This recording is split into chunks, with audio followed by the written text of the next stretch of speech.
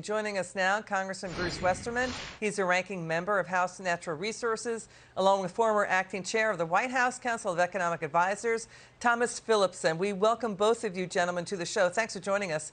First to you, Congressman, the president blames Trump for inflation. Your reaction?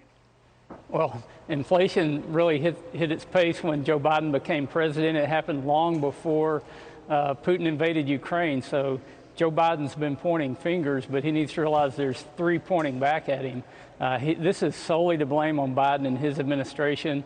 Inflation with food and energy, all the above. He's the one that needs to be taking responsibility for that. You know, at its current pace, to the congressman's point, Thomas, inflation could exceed 9% by the end of the year. U.S. inflation is higher than Europe, and inflation was trending at around 7.9% before Putin invaded.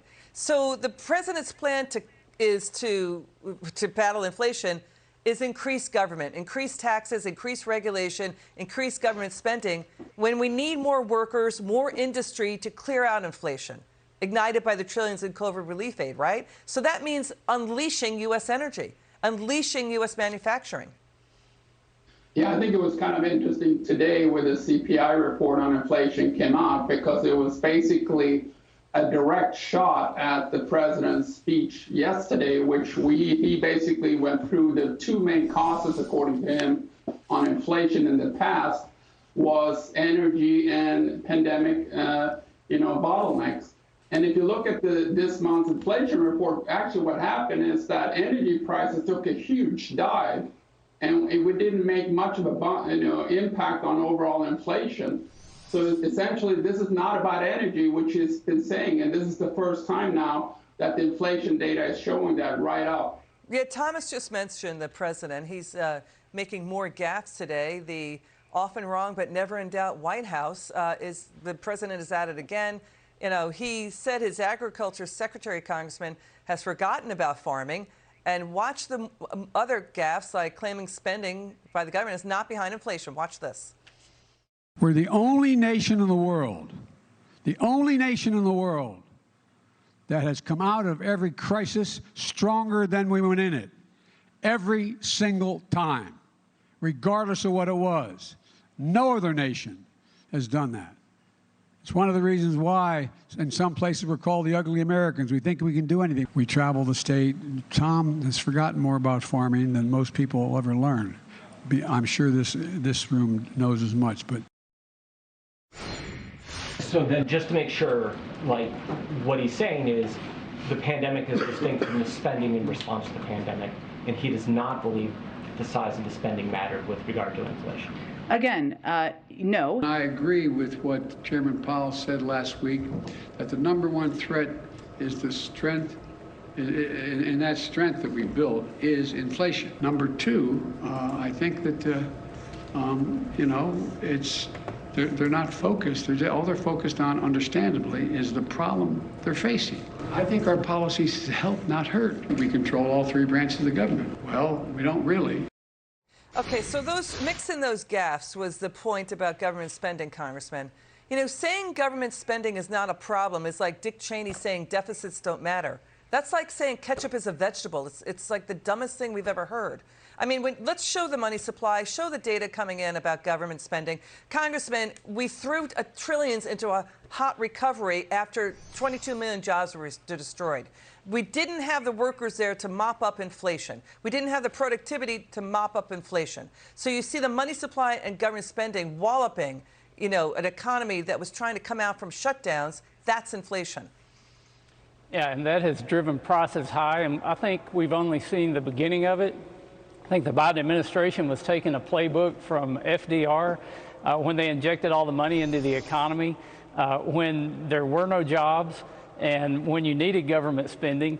This administration has put money into a red-hot economy that's made labor supply short. It's made all kinds of but issues Congressman, with the Republicans signed off on the COVID aid too.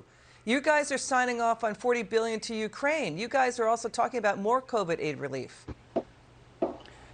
We signed off. We did the CARES Act. We didn't do the second infusion of funds, which happened right after Biden came into office, and I think that's really where the government spending should have stopped. This is solely at Biden's feet. It's bad policies, and we're paying the price for it. And we're going to see worse going forward because of the cost of energy, which leads into higher food costs. What do you think, Thomas?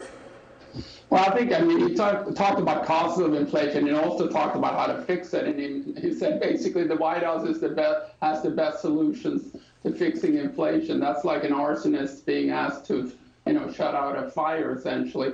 His policies have sort of all guided us towards this space where it's a sort of a triple threat to inflation. He's pumping up demand, which raises prices. He's cutting down supply, which raises prices. And he's monetizing the debt, raises prices. It's pretty clear that this is the White House problem. Yeah, and the real astonishing thing, Congressman, Walgreens, CVS, other drugstores are talking about rationing baby formula. It looks like 40% of the supply is not in stock. Let's listen to Senator John Kennedy on what's going on. Watch this. Sometimes I think President Biden just doesn't eat enough fiber. He said today, for example, as you pointed out, that he bears no responsibility whatsoever for inflation. I think most Americans are thinking, right, and Jimmy Hoffa died of natural causes. The truth is that the Biden administration just keeps kicking its own ass. The truth is, President Biden won the nomination because he promised not to be Bernie Sanders. Who has he tried to emulate? Bernie Sanders. And the American people see this. They see that after 14 months, nothing is built, nothing is back, and nothing is better. When will the White House take off the smothering pillow of hyper-regulation from U.S. manufacturing and U.S. energy? So I don't know when they will take it off, but they've certainly laid it on thick. About $200 billion worth of regulations. It factors into inflation directly. And it's hard for anybody to say it better than Senator Kennedy does. But, we're talking about a president who tried to shift blame on Republicans and saying we were pushing for a tax increase. I think even the Washington Post gave him 3 Pinocchios and was talking about a 4th one on that one. So you can't really believe anything that's coming out of this White House. They're playing the blame game, and they try to shift their responsibility onto others. Congressman Westerman, Tomas Philipson. Thomas, we'll come back to you as quick as we can. We're sorry we ran out of time there. Thanks to both of you for coming on.